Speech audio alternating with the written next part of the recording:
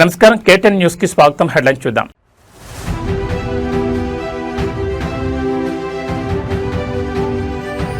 ఎర్ర బస్సు రాని ఊరికి ఎయిర్పోర్ట్ వద్దన్న వారికి ఇదే గట్టి సమాధానం. పవన్ కళ్యాణ్ తీవ్ర వ్యాఖ్యలు.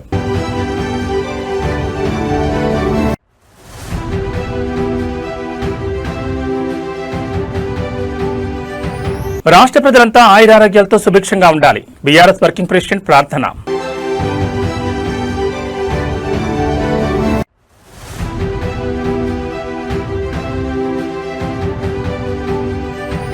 హైదరాబాద్ చంపాపేటలో జూనియర్ కాలేజ్ విద్యార్థుల గ్యాంగ్ వార్ కలకలం సృష్టించిన ఘటన.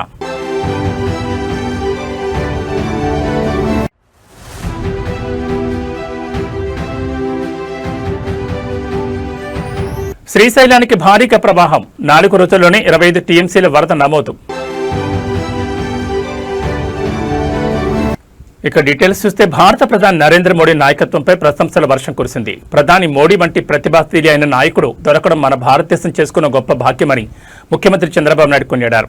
ముఖ్యమంత్రిగా ఆ తర్వాత ప్రధానిగా గత 25 ఏళ్ల పాటు మోదీ ఈ దేశం కోసం అసామాన్యమైన కృషి చేశారని స్పష్టం చేశారు. దేశంలో మౌలిక వసతుల కల్పన, అంతర్జాతీయ స్థాయిలో భారత కీర్తి ప్రతిష్టలను పెంచడంలో ప్రధాని మోడీ పాత్ర మరవలేందని పేర్కొన్నారు. 144 కోట్ల జనాభా ఉన్న సువిశాల భారతదేశాన్ని ప్రగతి పదంలో ముందుకు తీసుకువెళ్లే అద్భుత సామర్థ్యం ఉన్న ఏకైక నాయకుడు ప్రధాని నరేంద్ర మోడీ అని అభివర్ణించారు. గుజరాత్ ముఖ్యమంత్రిగా సుదీర్ఘ పరిపాలనా అనుభవం అనంతరం ప్రధానిగా దేశాన్ని ప్రపంచంలోనే అగ్రగామిగా నిలిపేందుకు ఆయన పడుతున్న తపన ప్రశంసనీయమన్నారు.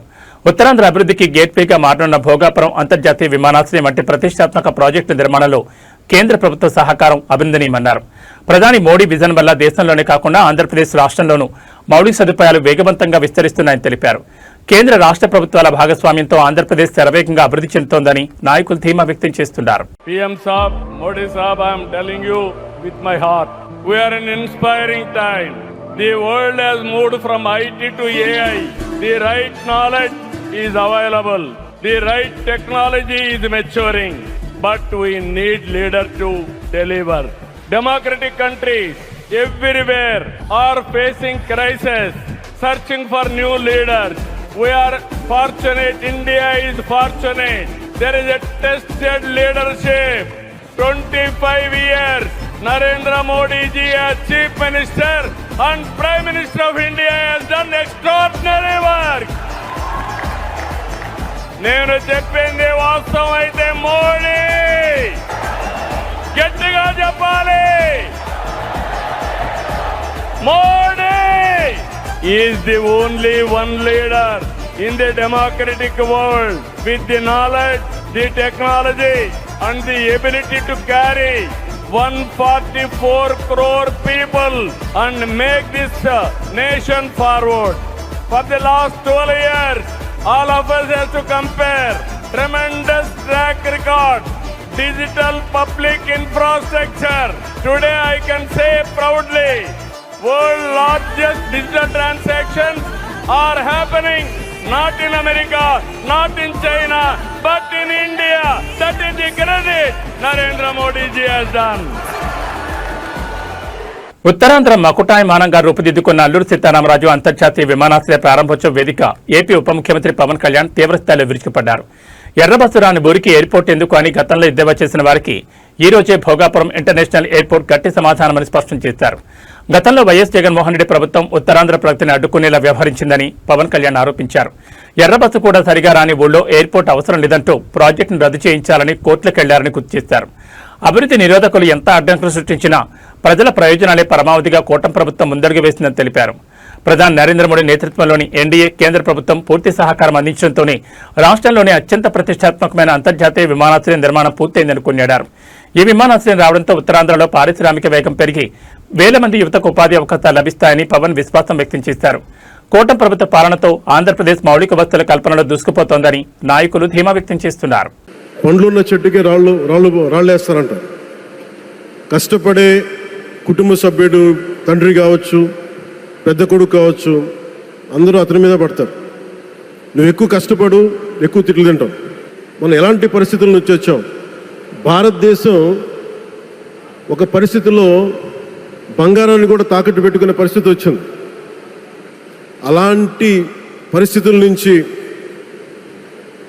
దశాబ్దం పైనుంచి మూడోసారి ప్రధానమంత్రిగా ఆయన ఈ రోజున మన దేశాన్ని నడిపిస్తూ ఉన్నారు. అలాంటి ప్రధానమంత్రిని చాలామంది ఆయన మీద మాట్లాడుతూ ఉంటే, ఆయన్ని అనకూడని మాట్లాడుతూ ఉంటే నా గుండె కదిలించేసింది, నా కన్నీళ్ళు వచ్చినాయి, బాధ వచ్చింది. దేశం కోసం కష్టపడే వారికి ఇవా చివరికి మనం ఇచ్చేదే. కొత్త తరానికి ఏం తెలుసు? ఆయన పడ్డ కష్టం. ఒక్క రోజు కూడా సెలవు తీసుకోలేదు మన ప్రధానమంత్రి గారు. ఈరోజు పెట్టుబడులు వస్తున్నాయి మనకి, ఒక్కరోజు కూడా సెలవు తీసుకోలేదు. శత్రు దేశాలు, మన అభివృద్ధికి ఈర్ష్యపడే పశ్చిమ దేశాలు, వీటన్నిటినీ తట్టుకొని ఒకవైపు విదేశాల్లో ఉండే శత్రువులతో పోరాడాలి, దేశాన్ని అభివృద్ధి పదంలో తీసుకెళ్దామంటే అంతర్గత శత్రువులతో పోరాడాలి. అలాంటి వ్యక్తికి మనం ఇవ్వగలిగేది కేవలం మేమున్నాం మీ వెంట, మీ మీద మాట పడితే అది మా మీద పడ్డట్టే, అదే మన వారికి ఇవ్వాల్సింది. నిజంగా ఆయన జంతర్ మంత్రులు అన్ని మాట్లాడుతూ ఉంటే నేను ఈ రోజున ప్రధానమంత్రి గారికి ఒకటే ఇస్తున్నాను, మిమ్మల్ని కొట్టే నాయకుడు లేడు ఈ భారతదేశంలో, రాబోడు. కానీ మీరు పడ్డ శ్రమ, మీరు పడ్డ కష్టం ఎవరు తీసుకోలేరు. ఎన్ని బాధలు పడ్డా, ఎన్ని దెబ్బలు తిన్నా ఈరోజు మనం గర్వంగా చెప్పుకుంటున్నాం. మన ఉత్తరాంధ్రకి ఎయిర్పోర్ట్లు వచ్చినాయి, ఇన్ని లక్షల పెట్టుబడులు వచ్చింది ఆంధ్రప్రదేశ్కి. కానీ ఇవన్నీ తట్టుకొని చెయ్యాలి అంటే 144 కోట్ల తాలూకు ప్రజల ఆకాంక్షల్ని ఎంతోమంది వెనక్కి లాగుతున్నా, ఒకళ్ళు ముందుకు తీసుకెళ్లాలంటే ఎంతమంది తిడుతున్నా విమర్శిస్తున్నా తీసుకెళ్తున్నారంటే ఒకే ఒక నాయకుడు ప్రధానమంత్రి శ్రీ నరేంద్ర మోదీ గారు. నేను ఎందుకు తపన పడ్డాను, నేను అలయన్స్ కోసం ఎందుకు తపన పడ్డాను, మీ నాయకత్వం మాకు కావాలి ఎందుకు తపన పడ్డానంటే, ఈరోజు ఎయిర్పోర్ట్ ఆపేశారు. ఒక చిన్నపాటి ఎర్ర బస్సు కూడా రాని చోట ఎయిర్పోర్ట్ అవసరం లేదన్న వ్యక్తులకి సమాధానం ఇదే. ఇన్ని వేల మందికి ఇన్ని వేల కోట్ల పెట్టుబడి వచ్చింది అంటే ఆశీస్సులు కావాలంటే, దేశం కోసం నిలబడే నాయకుడికి మన అండగా ఉంటే ఏం జరుగుద్ది అంటానికే ఈ భోగాపురం ఎయిర్పోర్ట్ ఈరోజు ప్రారంభోత్సవం నిలువెత్తు నిదర్శనం. సికింద్రాబాద్ ఉజ్జయిని మహంకాళి ఆషాఢ బోనాల జాతర అత్యంత కోలాహలంగా సాగుతోంది. ఈ సందర్భంగా బీఆర్ఎస్ వర్కింగ్ ప్రెసిడెంట్ కేటీఆర్ ఉజ్జయిని అమ్మవారిని దర్శించుకుని ప్రత్యేక పూజలు నిర్వహించారు. ఆలయ దర్శనం అనంతరం కేటీఆర్ అక్కడ మీడియాతో ముఖాముఖి మాట్లాడారు. సికింద్రాబాద్ ఉజ్జయిని మహంకాళి ఆలయానికి విచ్చేసిన కేటీఆర్ కు బీఆర్ఎస్ నాయకులు, ఆలయ అధికారులు ఘనస్వాగతం పలికారు. అమ్మవారి మూల విరాట్ను దర్శించుకుని మొక్కులు చెల్లించుకున్న కేటీఆర్ తెలంగాణ రాష్ట్రం సుభిక్షంగా ఉండాలని, ప్రజలంతా ఆయురారోగ్యాలతో వర్ధిల్లాలని ప్రార్థించారు. ఆలయ అర్చకులు కేటీఆర్ కు శేషవస్త్రం కప్పి వేదాశీర్వలతో పాటు అమ్మవారి తీర్థప్రసాదాలను అందజేశారు. దర్శనానంతరం మీడియాతో మాట్లాడిన కేటీఆర్ తెలంగాణ సంస్కృతి సాంప్రదాయాలకు బోనాల పండుగ ప్రత్యేకని కొనియాడారు. రాష్ట్రంలోని పాడి పంటలు సమృద్ధిగా పండాలని, రైతాంగం సంతోషంగా ఉండాలని అమ్మవారిని కోరుకున్నట్లు తెలిపారు. రాష్ట్ర ప్రజలందరికీ ఈ సందర్భంగా కేటీఆర్ బోనాల మహోత్సవ శుభాకాంక్షలు తెలిపారు. కేటీఆర్ రాకతో సికింద్రాబాద్ ఆలయ పరిసరాల్లో బీఆర్ఎస్ శ్రేణుల సందడి నెలకొంది. కానీ పెద్దలు కేసీఆర్ గారి నాయకత్వంలో ఆ రోజు మా తలసాని శ్రీనివాస్ యాదవ్ గారు, అదేవిధంగా మా హైదరాబాద్ నగరానికి సంబంధించిన శాసనసభ్యులు, అదేవిధంగా నాయకులు అందరూ కూడా వచ్చి ఇది తప్పకుండా మనం చేయాల్సిన పని అంటే కేసీఆర్ గారు చెప్పిన మాట ఒకటే, మనం తెలంగాణ సాధించిందే ఆ తల్లి ఆశీస్సులతో. అందుకే ఆ తల్లికి ఒక బంగారు బోనం కూడా సమర్పిద్దాం రాష్ట్ర ప్రభుత్వం తరఫున. దాంతోపాటు అత్యద్భుతంగా అధికారిక లాంఛనాలతో అధికారికంగానే మొత్తంగా మరి రాష్ట్ర పండుగగా ఈ కార్యక్రమాన్ని చేస్తామని చెప్పాము, చేసి చూపెట్టాము. ఇవాళ చాలామంది చాలా చెప్తుండొచ్చు, కానీ కేసీఆర్ గారు భారతదేశంలో మొట్టమొదటి ముఖ్యమంత్రి. యాదాద్రి లక్ష్మీనరసింహస్వామి దేవాలయాన్ని 1800 కోట్ల రూపాయలతో రాష్ట్ర బడ్జెట్ నుండి డబ్బులు కేటాయించి అత్యద్భుతంగా నిర్మించిన నాయకుడు కేసీఆర్ గారు. అట్లాగే హైదరాబాద్లోని ప్రతి గుడికి మా శ్రీనివాస్ యాదవ్ గారి నేతృత్వంలో ఆ రోజు రాష్ట్ర ప్రభుత్వం నుండి 25 కోట్ల రూపాయలు విడుదల చేసి ప్రతి గుడిలో ఉండే ప్రతి ఉత్సవ కమిటీకి, ప్రతి ఆలయ కమిటీకి డబ్బులు ఇచ్చి వారు ఎవరి దగ్గర చందా వసూలు చేసే అవసరం లేకుండా అద్భుతంగా ఆలయాల నిర్వహణ కానీ, పండుగల నిర్వహణ కానీ భక్తి ప్రపత్తులతో పూర్తి స్థాయి మరి ఒక దైవ సంకల్పంతో జరగాలన్న ప్రయత్నం చేసింది కేసీఆర్ గారు. ఈరోజు మేము ఆ తల్లిని అందరం కూడా సమిష్టిగా మొక్కుకున్నది ఒకటే, రాష్ట్రంలో వర్షాలు బాగుపడాలి, రాష్ట్రం కలకల్లాడుతూ ఉండాలి, రైతు ముఖ్యంగా సంతోషంగా ఉండాలి, రాష్ట్రం పచ్చగా ఉండాలి, శాంతి భద్రతలు సరిగ్గా ఉండాలి. ఆ తల్లి ఆశీస్సులు తన పిల్లలందరికీ కూడా ఉండాలని మనస్ఫూర్తిగా కోరుకుంటూ మీ అందరికి కూడా ధన్యవాదాలు. మీ అందరికి కూడా తల్లి ఆశీస్సులు ఉండాలని కోరుకుంటున్నాను. తెలంగాణ సంస్కృతి సంప్రదాయాలకు ప్రతిరూపమైన ఆషాఢ బోనాల మహోత్సవాలు రాష్ట్ర వ్యాప్తంగా అత్యంత వైభవంగా సాగుతున్నాయి. ప్రసిద్ధ పుణ్యక్షేత్రం సికింద్రాబాద్ శ్రీ ఉజ్జయిని మహంకాళ అమ్మవారికి తెలంగాణ రాష్ట్ర ప్రభుత్వం తరపున ముఖ్యమంత్రి యనమల రేవంత్ రెడ్డి బంగారు బోనం మరియు పట్టు వస్త్రాలు సమర్పించి ప్రత్యేక పూజలు నిర్వహించారు. ఆలయ ప్రాంగణానికి చేరుకున్న ముఖ్యమంత్రి రేవంత్ రెడ్డికి అర్చకులు, అధికారులు వేద మంత్రోచ్చారణల నడుమ పూర్ణకుంభంతో స్వాగతం పలికారు. అనంతరం అమ్మవారి మూలవిరాట్కు బంగారు బోనం, పట్టు వస్త్రాలు సమర్పించిన సీఎం తెలంగాణ ప్రజల సంక్షేమం కోసం ప్రత్యేక ప్రార్థన చేశారు.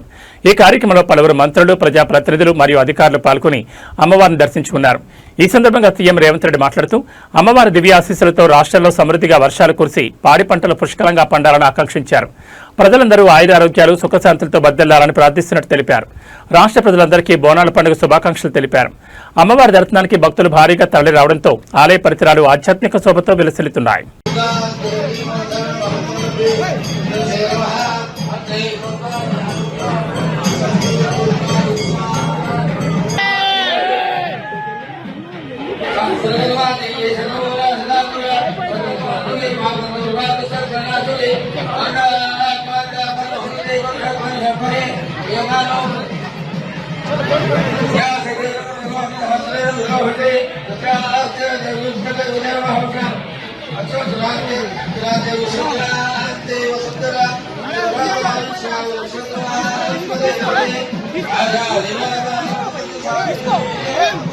కేంద్ర ప్రభుత్వం తీసుకురావాలని భావిస్తున్న పార్లమెంట్ నియోజకవర్గాల పునర్విభజన చట్టం లేదా డీలిమిటేషన్ బిల్లుపై దక్షిణాది రాజకీయాల్లో తీవ్ర దుమారం రేగుతోంది.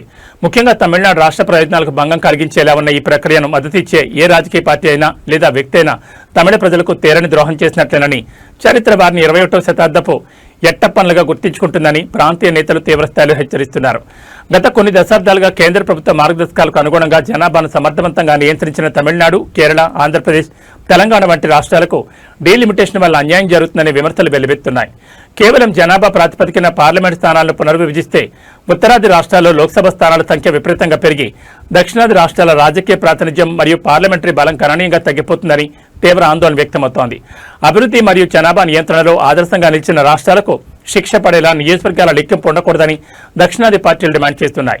సమాఖ్య స్ఫూర్తిని దెబ్బతీసే విధంగా కేంద్రం అడుగులు వేస్తే అన్ని పార్టీలు ఏకమై పోరాడాలని, రాష్ట్ర హక్కుల విషయంలో రాజీ పడే ప్రసక్తే లేదని స్పష్టం చేస్తున్నాయి. I just have one thing to say, and I think it is a very important thing for the future of the Tamil people, the Tamil language, and the state of Tamil Nadu. There is an attempt by the BJP to do delimitation. Delimitation is designed to disenfranchise, to take away power from the people of Tamil Nadu. This is a BJP conspiracy. There was a historical character in Tamil Nadu called Attappan.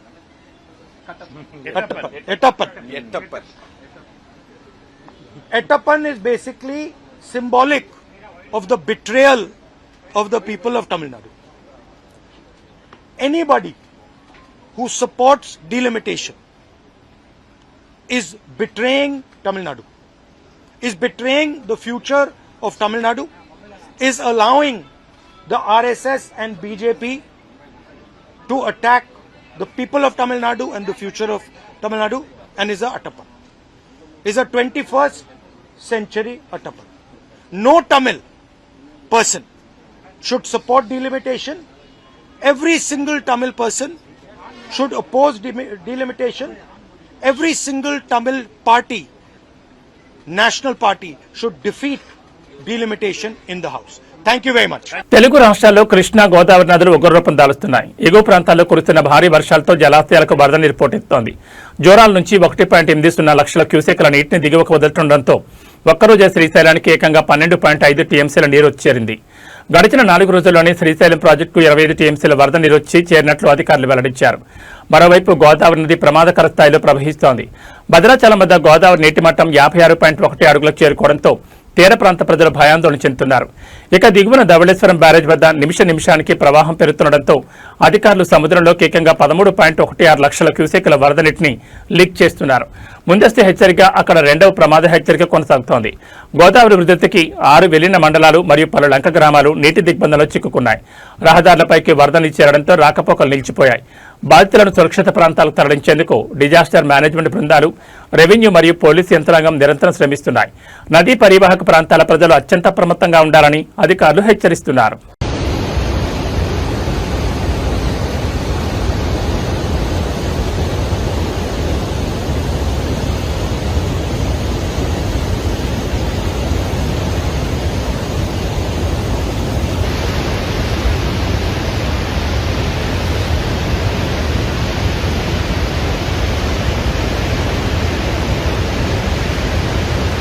Kurnool జిల్లాలో రాజకీయ కష్టాలు మళ్లీ బగ్గుమన్నాయి. చిప్పగిరి మండలం సంగాల గ్రామంలో వైఎస్ఆర్సీపీ నాయకులపై అధికార TDP శ్రేణులు విచక్షణారహితంగా దాడికి దిగిన ఘటన తీవ్ర కలకలం రేపింది.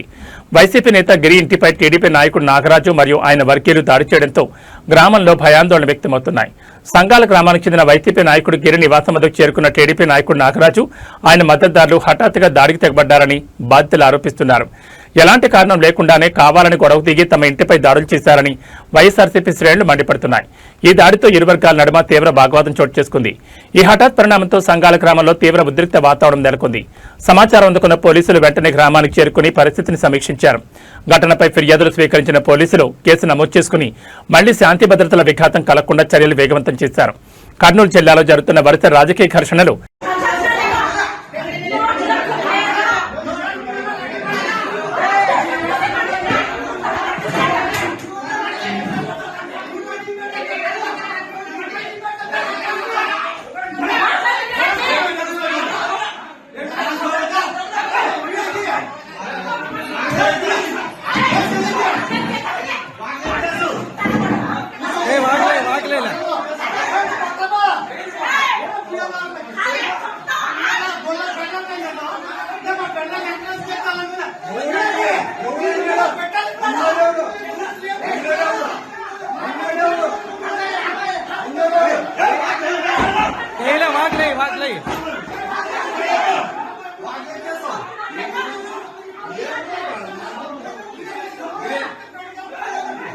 ఏమో అరాచం చేసేకొచ్చినారు, ఏమో కొట్టేకొచ్చినారంట. మరి ఇంక కొట్టు మరి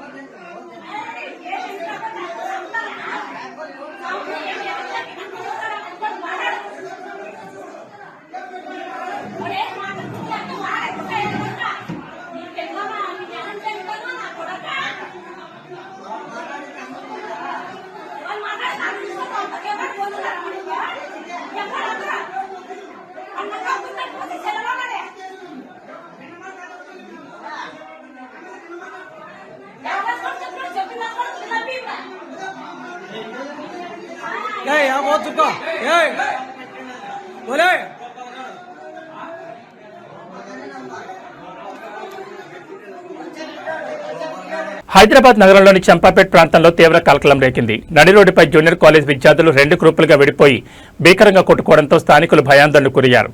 ఐరా జూనియర్ కాలేజ్ చెందిన విద్యార్థుల మధ్య రేకిన చిన్నపాటి వివాదం కాస్త గ్యాంగ్ వార్కు దారితీసిన ఘటన స్థానికంగా తీవ్ర సంచలనం సృష్టిస్తోంది. చంపాపేటలోని ఐరా జూనియర్ కాలేజ్ విద్యార్థుల మధ్య కొంతకాలంగా అంతర్గత విభేదాలు నడుస్తున్నట్టు తెలుస్తోంది. ఈ క్రమంలోనే కాలేజ్ వెలుపల రహదారిపై 2 వర్గాలుగా ఏర్పడి విద్యార్థులు విచక్షణారహితంగా పరస్పరం దాడులు చేసుకున్నారు. నడి రోడ్డుపై రౌడీలను తలపించేలా విద్యార్థులు కొట్టుకోవడంతో ప్రయాణికులు, వ్యాపారులు భయంతో వణికిపోయారు. వెంటనే అప్రమత్తమైన స్థానికులు సమయస్ఫూర్తితో పోలీసులకు సమాచారం అందించారు. సమాచారం అందుకున్న వెంటనే పోలీసులు సంఘటనా స్థలానికి చేరుకుని ఘర్షణకు దిగిన విద్యార్థులను చెదరగొట్టారు. ఈ ఘటనపై కేసు నమోదు చేసిన పోలీసులు ఘర్షణ గల అసలు కారణాలపై సమగ్ర విచారణ ప్రారంభించారు. కాలేజ్ యాజమాన్యం మరియు పరిసర ప్రాంతాల్లోని సీసీటీవీ ఫుటేజ్లను పరిశీలిస్తూ దాడులకు పాల్పడిన వారిని గుర్తించే పనిలో నిమగ్నమయ్యారు. విద్యార్థులు బాధ్యతారాహిత్య ప్రవర్తనపై నగరంలో సర్వత్రా ఆందోళన వ్యక్తమవుతోంది.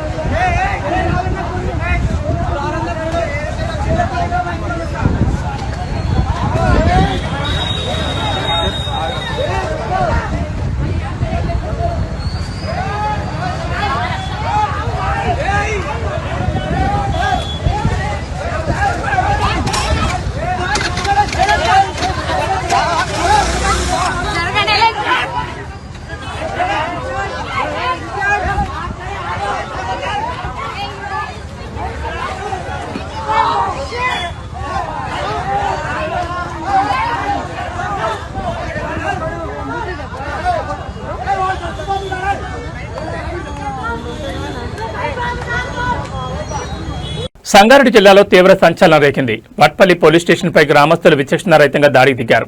ఓ దాబాలో పనిచేసే బేరప్ప అనే యువకుడి అనుమానాస్పద మృతి చెందడంతో ఆగ్రహానికి గురైన గ్రామస్తులు, కుటుంబ సభ్యులు ఒక్కసారిగా పోలీస్ స్టేషన్ ముట్టడించారు. పిఎస్ అద్దాలు, ఫర్నిచర్ను ధ్వంసం చేయడంతో వట్పల్లిలో తీవ్ర ఉద్రిక్త పరిస్థితులు నెలకొన్నాయి. స్థానిక దాబాలో పనిచేసే బేరప్ప చెట్టుకు శవమై వేలాడుతూ కనిపించాడు. అయితే ఈ ఘటనపై తమకు ఎలాంటి ముందస్తు సమాచారం ఇవ్వకుండానే పోలీసులు మృతదేహాన్ని చెట్టు నుంచి కిందకు దించారని కుటుంబ సభ్యులు, గ్రామస్తులు తీవ్ర ఆగ్రహం వ్యక్తం చేస్తున్నారు. సంఘటనా స్థలాన్ని పరిశీలించకుండానే పోలీసులు ఈ విధంగా ఎలా వ్యవహరిస్తారని ప్రశ్నిస్తూ స్థానికులు పెద్ద ఎత్తున పోలీస్ స్టేషన్ వద్దకు చేరుకుని పోలీసులతో తీవ్ర వాగ్వాదాన్ని దిగారు. వాగ్వాదం పెరగడంతో ఆగ్రహంతో ఊగిపోయిన జనాలు పోలీస్ స్టేషన్లకు దూసుకెళ్లి నాశనం చేశారు. పిఎస్ కిటికీల అద్దాలు, కుర్చీలు, రికార్డ్, ఫర్నిచర్ను ధ్వంసం చేశారు. ఈ హఠాత్ పరిణామంతో అప్రమత్తమైన ఉన్నతాధికారులు వట్పల్లికి అదనపు పోలీసు బలగాలను మోహరించి పరిస్థితిని అదుపులోకి తెచ్చేందుకు ప్రయత్నిస్తున్నారు. బేరప్ప మృతికి గల అసలు కారణాలు తేల్చడంతో పాటు పిఎస్ పై దాడి చేసిన వారిపై కేసులు నమోదు చేసేందుకు పోలీసులు చర్యలు వేగవంతం చేశారు.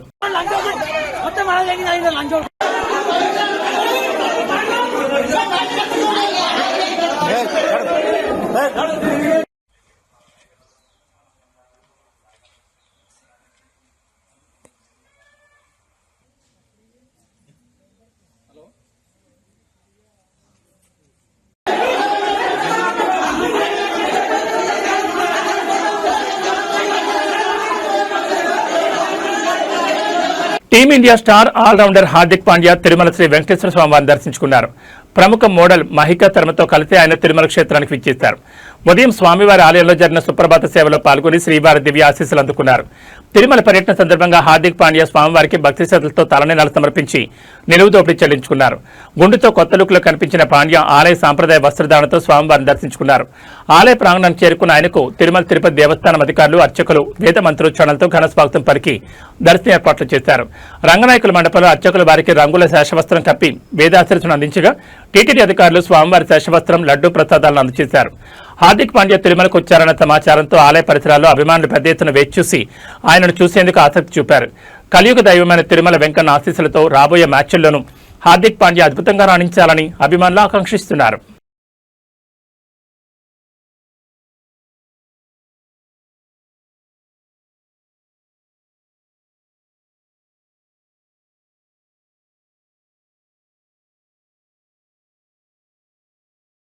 Hollywood super hero movie spider man Indian box office వద్ద వసూళ్ల సునామీ సృష్టిస్తోంది.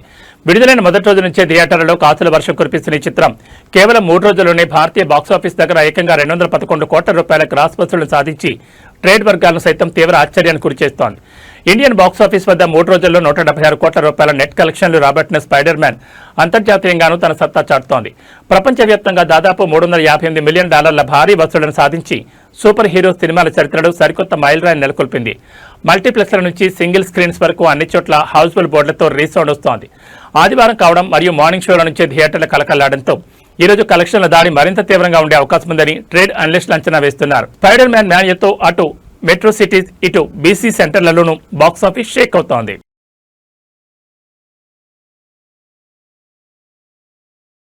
ఆంధ్రప్రదేశ్ రాష్ట్రంలో వాతావరణం ఒక్కసారిగా మారిపోయింది. సముద్రం నుంచి వీస్తున్న బలమైన తేమగాలుల ప్రభావంతో నైరుతి రుతుపవనాల్లో చల్లదనం పెరిగింది. దీని ఫలితంగా రాష్ట్ర వ్యాప్తంగా పలు జిల్లాల్లో మోస్తరు నుంచి భారీ వర్షాలు కురిసే అవకాశం ఉందని భారత వాతావరణ శాఖ హెచ్చరించింది. ఉత్తర కోస్తా మరియు ఏజెన్సీ ప్రాంతాల్లో వర్షాల తీవ్రత ఎక్కువగా ఉండనుంది. ముఖ్యంగా శ్రీకాకుళం, అల్లూరు సీతారామరాజు, అనకాపల్లి, తూర్పుగోదావరి మరియు ఏలూరు జిల్లాల్లో పలుచోట్ల ఈ రోజు నుంచి మోస్తరు నుంచి భారీ వర్షాలు పడే అవకాశం ఉంది. వాగులు వంకలు ఉప్పొంగే ప్రమాదం ఉండడంతో లోతట్టు ప్రాంతాల ప్రజలు మరియు రైతులు అప్రమత్తంగా ఉండాలని అధికారులు సూచించారు. మరోవైపు విజయనగరం, పార్వతీపురం, మన్యం, పోలవరం, ఎన్టీఆర్, గుంటూరు, బాపట్ల, పల్నాడు మరియు కర్నూలు జిల్లాలో తేలికపాటి నుంచో మోస్తరు వర్షాలు కురిసే ఛాన్స్ ఉంది. వర్షంతో పాటు అక్కడక్కడ ఈదురుగాలులు మరియు పిడుగులు పడే అవకాశం ఉండడంతో చెట్ల కింద విద్యుత్ స్తంభాల వద్ద ఉండొద్దని వాతావరణ శాఖ అధికారులు హెచ్చరిస్తున్నారు. తీర ప్రాంత ప్రజలు మరియు మత్స్యకారులు సముద్రంలో వేటకు వెళ్లే సమయంలో జాగ్రత్తలు పాటించాలని అధికారులు సూచిస్తున్నారు.